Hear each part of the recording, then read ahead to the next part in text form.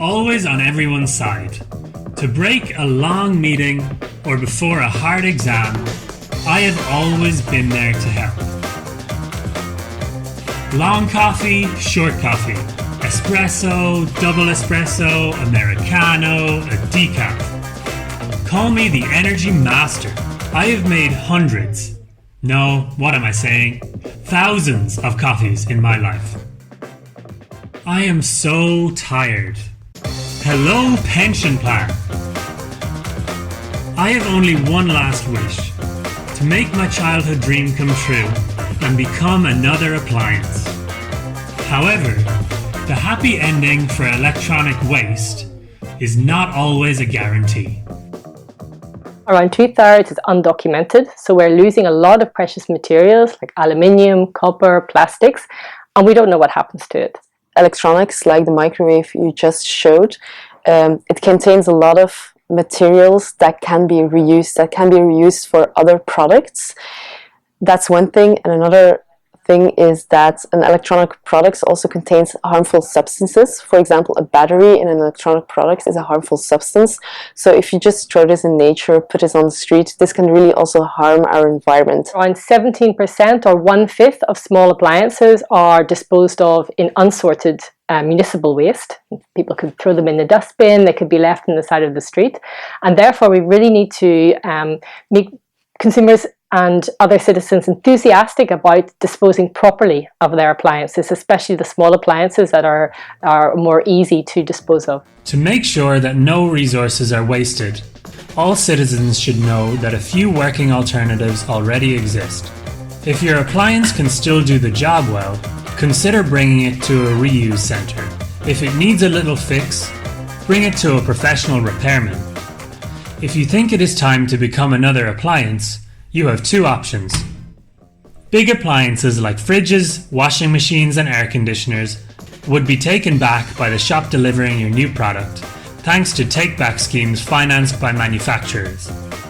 Small appliances can be brought to container parks, to the shop from which you're buying your new product, or to the nearest supermarket. From there, collection networks such as APPLiA take care of collecting and shipping the e-waste to a recycling centre like Resida.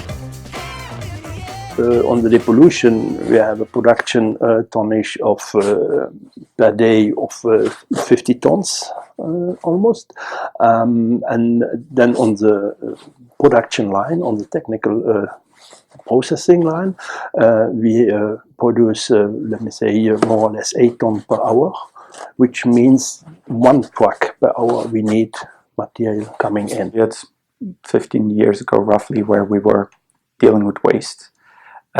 Waste came in, we shredded it, separated a bit of metals and tried to sell what came out. Quality, both before and after the process, are becoming much more important.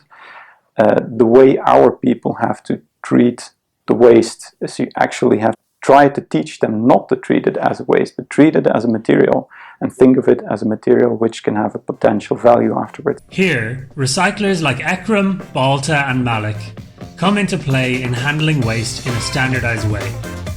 First, depollution, where they remove cables, batteries, hazardous substances, and sometimes waste that citizens would normally throw in the garbage bag. What consumers should or can do is they can think of that someone actually has to grab hold of that waste that they're throwing away again. So if they're throwing away a frying pan with oil still in it, then someone has to take hold of that. Materials are processed with a pre-shredder, and iron materials are sorted from non-ferrous ones with the help of a magnet. The copper is taken out manually, while precious materials like gold, brass and bronze are separated from plastics.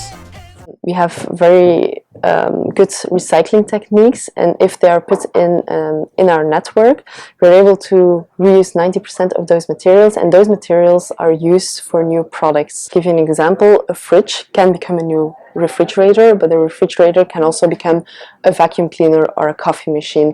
So it depends on the materials that you extract, which kind of plastics, which kind of metals, and those metals, if they can be reused in a vacuum cleaner or in a coffee machine, then that's also possible.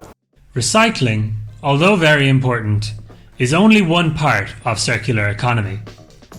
As an alternative, circular culture and the idea that everyone can play a part in society can be the solution that closes all existing gaps, including those in production and use. APPLiA actually launched an initiative called Circular Culture, where we try to bring everyone on board, try to explain all of the best practices that we are aware of that are ongoing, not just regarding electronic waste, but also reducing food waste, increasing recycling, and other sustainable actions that are contributing to a better lifestyle. In May 2019, 73 million Europeans voted for a new European Parliament to further advance their lifestyles and to make a true difference.